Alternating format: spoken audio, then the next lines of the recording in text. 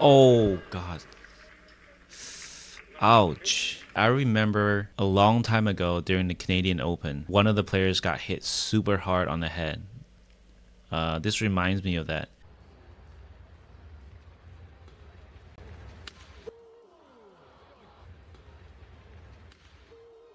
Here, I think it was actually a good calculated shot by Key. Just because he's doing sort of a setup before he's intercepting this shot. In this case, Key, when he blocks, he's not doing a really soft block. He's kind of putting it a little bit further into the court, almost to the service line. And they do this because if you block it too softly, the opponent can either jump forward and take it really early at the net, or they can lift it really high up and you won't be able to intercept the shot. So if you do this where you block into the court and you put a little bit pace into it, first of all, it's too quick. The opponent can't really jump forward, and usually they'll be enticed to try and push it because it's a little bit further into the court. And Key here is counting on that and trying to set up for the next shot to intercept, which he did. It was a really clean shot here. If we look at this angle, he's actually taking the shot not entirely underhand, right? Because if he's doing underhand, he's probably lifting it really high up. But if he's doing this kind of shot, it's more likely it's going to be a little bit more of a push rather than a lift out. And Key is able to predict where the shuttle is going to be, and he was able to intercept and catch this shot.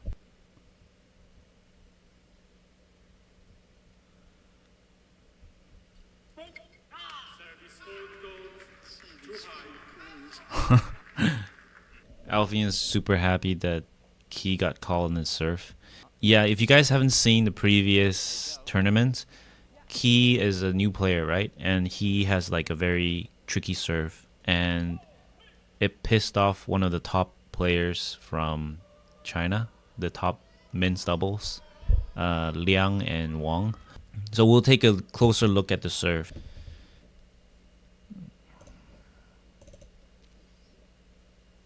One of the thing is like Key serve is super spinny. As far as I know, it's okay to do that as long as you're hitting the cork of the shuttle, right? But then we look at Key's serve. He's actually breaking more than one rule. First of all, he is raising the shuttle much higher than where he started. I don't know how high that is and could be over the allowed height.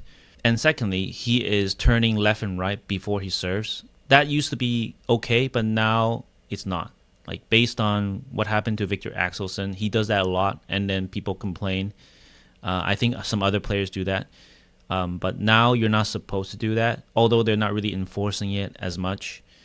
And thirdly, Key is raising the head of the racket over his hand, so he's basically doing almost an overhand shot. Opponents. Interesting. Because the Koreans, they've sort of created extra excitement around badminton tournaments. It's always Wait, interesting to see who they're pairing. did his racket break? He's played with a few different partners where he could play. That sounded weird. His racket was actually smashed to smithereens. How on earth did he? Oh, he did break his racket. That's amazing. Didn't he hit like 2-3 shots?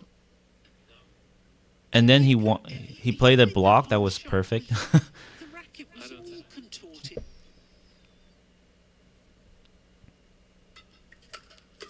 Flick serve. Wow. Good defense by Korean. Oh, wow. Racket's gone. Ardianto, I think. Off he goes, gets a new racket. Partner takes over. Nice push. Bang. Done. That deception was super clean, right? It's just like a reverse slice. Because if you're reverse slicing with a forehand, you're slicing towards the left side. If you're doing the reverse slice from a backhand, you're slicing to the right side. So it is a reverse slice. But on a push that almost completely deceived the Indonesian team. Very nice shot by Key again. See, I think Key is such a creative player. Like, he reminds me of KKK or Sukamolio, just doing something more out of the box and trying things. Really entertaining, exciting to watch. Oh wow, shit. Oh my god. Good defense again by the Koreans.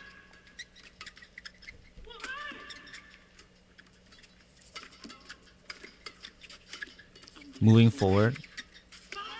Oh. Nice try.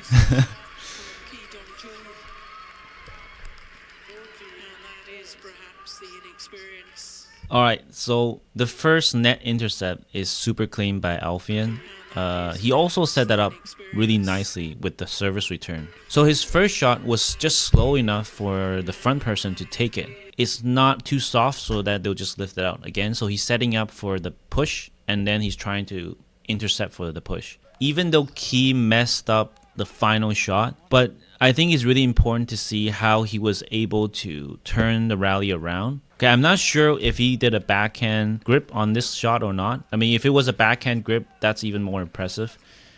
But he took this drive much earlier, right? To be able to push it past the service line. Because of this shot, the Koreans were able to move forward so that they have a chance to take the shot early and block and maybe turn the situation around. But then Ardianto moved forward also quite quickly to take the shot early, and that prevented the Koreans from setting up for the attack. Even at this level, it's super difficult for them to play a very deceptive shot from such a low position. I mean, his partner wasn't really... if you guys see, his partner wasn't really mad. He's smiling. And then Leon... he actually went through like 3 emotions. The first reaction is, holy crap, wow. And then the second reaction is, oh crap, that's a bad idea.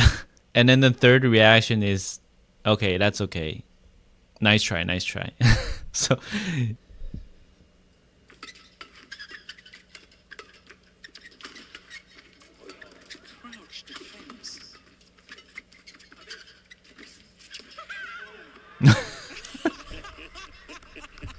What was that? I swear, this guy, Key, is becoming one of my favorite players to watch. He's super creative and he's making these funny sounds. He moved forward for a block. Wait. But in the replay, they actually put in the soundbite. That's very impressive. This game was actually super entertaining. It was a 3-game match. You guys should check out the whole match. I just picked out some of these rallies I think is quite interesting, and I hope you guys like it. I'll see you guys in the next one.